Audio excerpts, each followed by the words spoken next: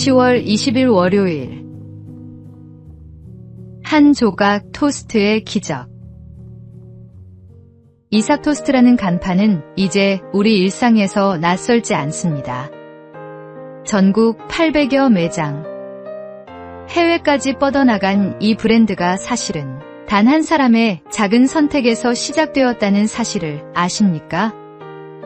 이삭 토스트 김하경 대표는 남편의 건강 악화로 생계를 책임져야 했습니다. 학원 강사로 일했지만 수입은 부족했습니다. 그러던 어느 날 봉사활동을 마치고 먹었던 토스트 한 조각이 그의 인생을 바꾸었습니다. 토스트 장사를 시작해보자는 마음이 생긴 것입니다. 1995년 청주의 3평 남짓한 작은 가게. 새벽부터 밤늦게까지 성실히 일하던 김 대표는 단순한 재료로 토스트를 만들었지만 한 여학생의 말이 전환점이 되었습니다. 여기에 소스를 바르면 훨씬 맛있겠네요. 가족들과 수없이 연구한 끝에 특별한 소스가 탄생했고 이는 이삭 토스트의 상징이 되었습니다. 그는 여전히 겸손합니다.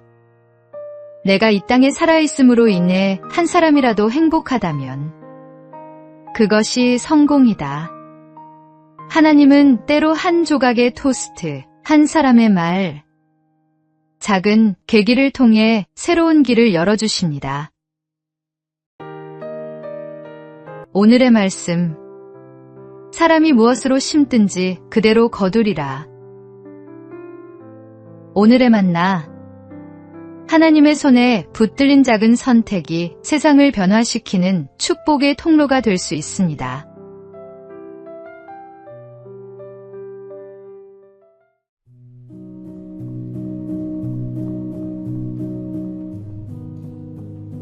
(10월 21일) 화요일.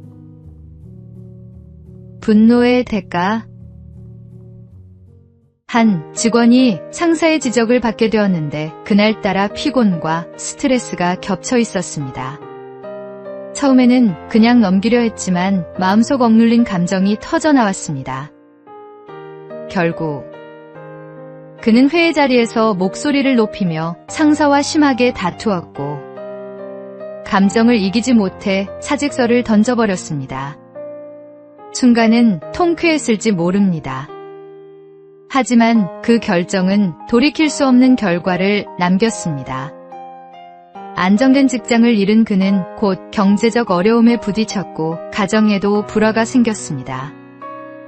무엇보다 시간이 지나 돌아보니 상사와의 문제는 차분히 대화로 풀 수 있었던 사소한 일이었습니다. 한순간의 분노가 인생의 중요한 기회를 잃게 만든 것입니다. 비슷한 일은 가정에서도 일어납니다. 부부 사이에 작은 의견 차이가 있을 때 서로 한 발 물러서면 충분히 해결될 문제들이 있습니다. 그러나 화가 난 상태에서 내뱉는 말 한마디는 상대의 마음에 깊은 상처를 남깁니다. 분노는 우리의 판단을 흐리게 하고 결국 어리석은 결정을 내리게 만듭니다. 그러므로 화가 치밀어 오를 때는 잠시 멈추어 마음을 가라앉히고 깊은 호흡과 함께 주님께 지혜를 구해야 합니다. 오늘의 말씀. 노하기를 속히 하는 자는 어리석은 일을 행하고 악한 계교를 꾀하는 자는 미움을 받느니라. 오늘의 만나. 순간의 감정을 다스리는 지혜가 인생의 많은 문제를 해결하는 열쇠입니다.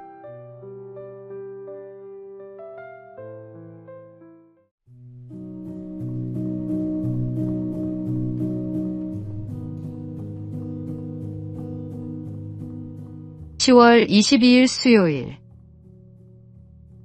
쥐의 마음. 어느 날 한 쥐가 있었습니다.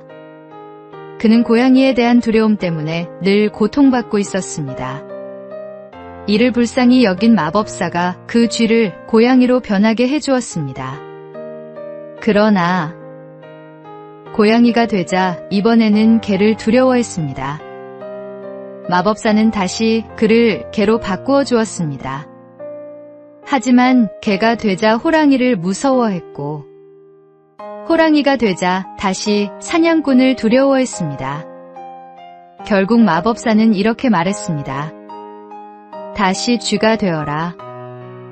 내가 아무리 다른 모습으로 변한다 해도 가슴은 여전히 쥐의 가슴이니 어쩔 수 없구나. 사람들의 삶도 이와 같습니다. 아무리 환경이 변하고 조건이 나아져도 마음에 두려움이 있으면 결코 자유로울 수 없습니다. 심리학자들은 인간이 가지는 두려움의 92%는 사실 근거 없는 불안이라고 말합니다. 그러나 믿음 안에 선 사람은 그 불안에 휘둘리지 않습니다. 주님은 우리 마음에서 두려움을 몰아내시고 세상 어떤 상황에서도 흔들리지 않는 담대함, 대신 평안을 주십니다. 그것은 오직 하나님과의 교제 속에서만 얻을 수 있는 선물입니다. 오늘의 말씀. 주 안에서 항상 기뻐하라. 내가 다시 말하노니 기뻐하라. 오늘의 만나. 환경을 바꾸려 애쓰기보다 먼저 마음을 하나님께 맡기는 것이 진정한 평안의 시작입니다.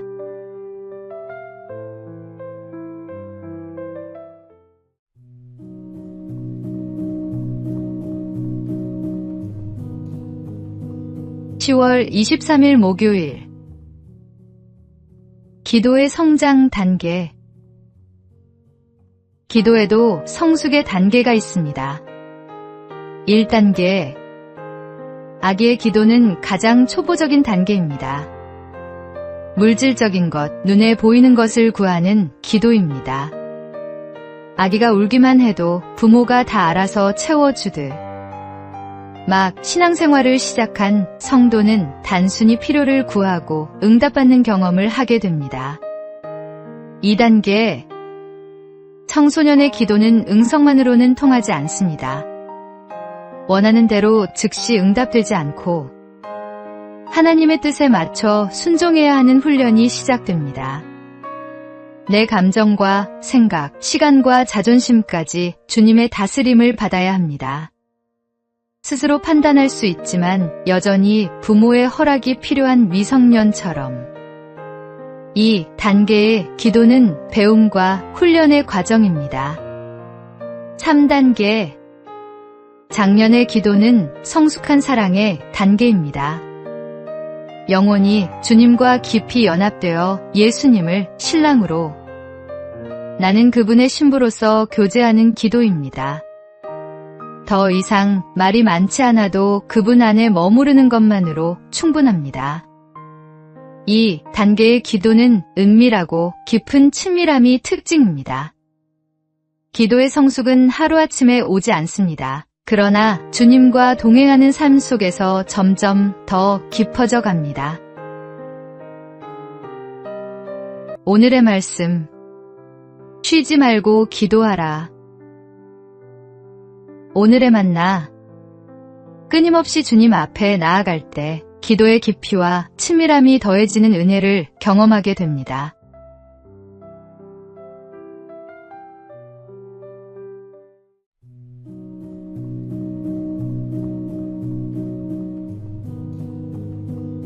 (10월 24일) 금요일. 말씀의 능력.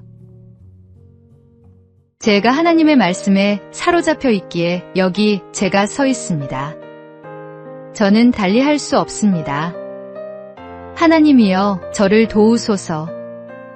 종교개혁자 마르틴 루터가 보름스 회의에서 남긴 확고한 신앙 고백이었습니다. 그는 성경이 결코 정치적 도구나 개인의 권력을 위해 사용되어서는 안 된다고 믿었습니다. 오직 하나님의 말씀을 선포하고 전하기 위해 존재한다고 확신했습니다. 루터는 로마서를 통해 하나님의 뜻을 발견하고 1517년 95개조 반박문을 게시하며 본격적인 종교개혁의 길을 걸었습니다. 그는 훗날 이렇게 고백했습니다. 나는 오직 하나님의 말씀을 가르치고 설교하고 기록했을 뿐입니다. 그런데 놀라운 일이 일어났습니다. 말씀은 스스로 역사했고 교황의 권세조차 흔들리기 시작했습니다. 이 모든 것은 말씀의 능력 때문입니다. 루터가 종교개혁을 일으킨 이유는 당시 교회가 하나님의 말씀에서 멀어졌기 때문이었습니다. 오늘날도 마찬가지입니다. 아무리 훌륭한 프로그램과 교재가 있어도 말씀에 기초한 신앙이 우선되어야 합니다. 말씀은 살아있고 능력이 있어 우리의 삶과 세상을 변화시키는 힘입니다.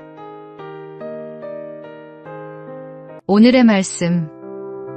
하나님의 말씀은 살아있고 활력이 있어 좌우의 날선 어떤 검보다도 예리하여 혼과 영과 및 관절과 골수를 찔러 쪼개기까지 하며 또 마음의 생각과 뜻을 판단하나니. 오늘의 만나. 하나님의 말씀 앞에 겸손히 서서 그 능력을 경험하며 살아가는 신앙인이 되기를 소망합니다.